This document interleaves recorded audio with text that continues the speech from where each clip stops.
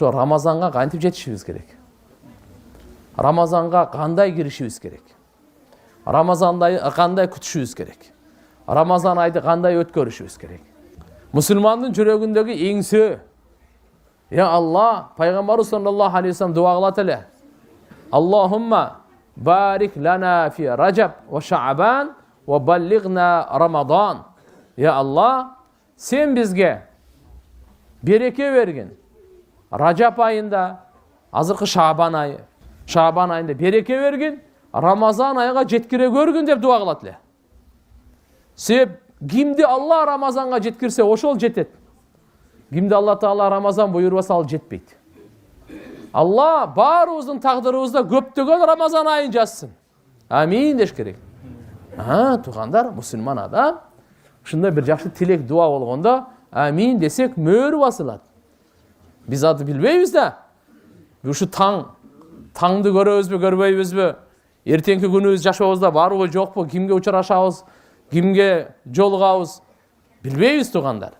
Ошон үчүн алхамдулилля Рамазан айга биринчиден Алладан үмүт менен кирейли.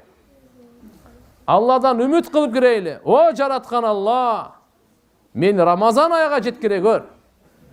Ушул Рамазан ай мен тагдырымда жазылган болсун, я Алла. Ошо кимдин тагдырында Рамазан ай жазылган болсо, ошонун катарына мени кошо көр. Мени жеткире көр. Алладан үмүт менен. Себеп жараткан Алла субхана ва таала өзү билет, өзү кабардар, өзү чечет.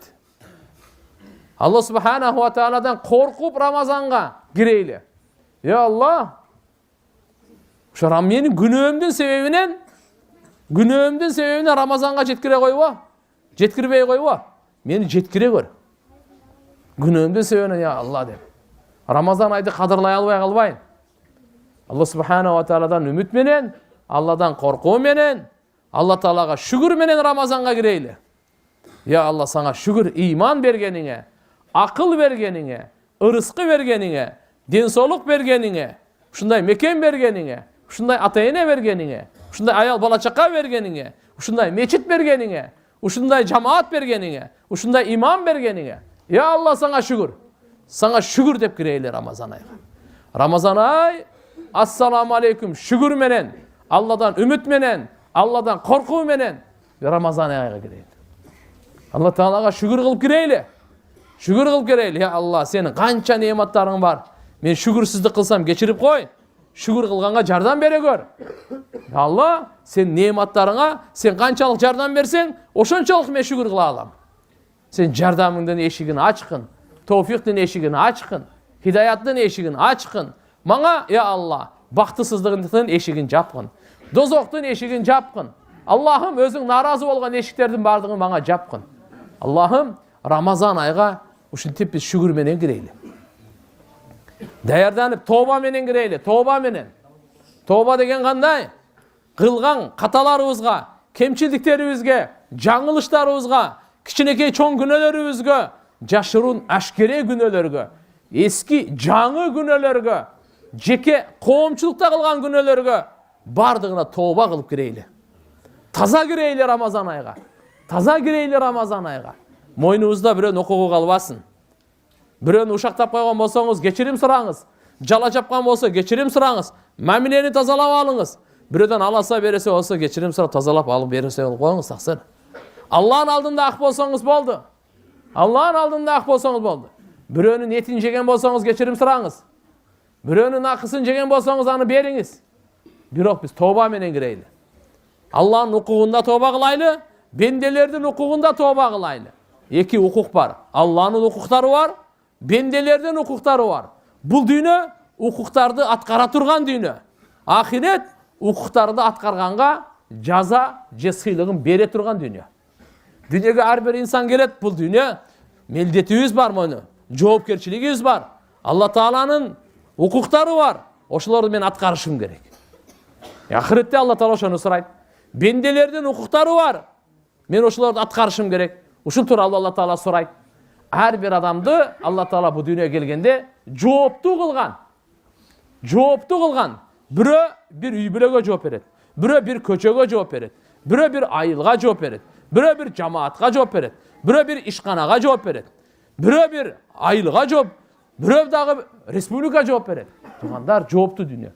Бирөө болуп атат дегенде үй бүлөсүнө жооп берет. Ушул жерде ар бирибиз үй бүлөбүзгө жооп беребиз. Ал жоопкерчилик өзүнчө. Мен аялыма жооп берем, баял балама жооп берем, кызыма жооп берем. Несин жооп бересиз? Намаз окуду, окубады, жооп бере аласызбы? Биз өзүбүзгө өзүнчө жооп беребиз. Бала чакабызга өзүнчө жооп беребиз. Бул дүйнө жоопкерчиликтин дүйнөсү. Жоопкерчилик. Демек, туугандар, Рамазан айга биз тооба менен кирейли. Кандай тооба менен кирейли? Я Алла, сенин укугуңда канча кемчилдик кетирдим. Ушу жашка келип, я Алла, Алланын ла илаха иллаллах, бул Алланын укугу. Намаз Алланын укугу. Орозо Алланын укугу. Зекет Алланын укугу. Ажылык Алланын укугу. Алла Тааланын укугу. Шүгүр, Алладан коркуу Алланын укугу, акысы бул. Алла, сенен канча жолу коркпой жашадым. Я Алла, сен үмүт Алланын укугу бул, Алладан. Таваккул Алланын укугу, Аллага таянуу. Алланы сүйүү, Алланы мухаббат кылуу, Алланын укугу. Бир нерсени айтайын, туугандар. Алла инсанды бенде мындай ибадат үчүн жаратты.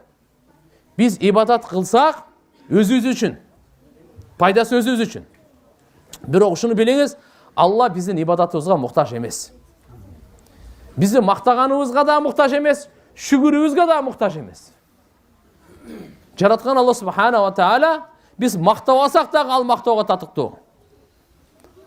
Мактабасак деле Алла мактоого татыктуу. Ибадат кылбасак деле ибадатка лайыктуу. Шүгүр кылбасак да Алла Таала шүгүргө лайыктуу. Буну биз унутпайлы.